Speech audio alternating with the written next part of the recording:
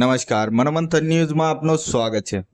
મુલોજ ગામ દ્વારા અંબાજી પગપાળા યાત્રાળુઓ માટે વિસામાનું આયોજન કરવામાં આવ્યું। અરવલ્લી જિલ્લાના મોડાસા તાલુકાના મુલોજ ગામના ભાવિક ભક્તો દ્વારા અંબાજી જતા પદયાત્રીઓ માટે ચા, પાણી, નાસ્તો, મેડિકલ કિટ, આરામ કરવાની વ્યવસ્થા, ગરમ પાણીનું આયોજન કરવામાં આવ્યું હતું। મોડાસા બાયપાસ ચોકડી પાસે દેવરાજ ધામના મહંત પૂજ્ય મહેશગીરી બાવજી દ્વારા વિસામો ખુલ્લો મૂકવામાં આવ્યો હતો। બોલ મારી અંબે, જય જય અંબે ના નાદ સાથે પરિસર ગાજી ઉઠ્યું હતું।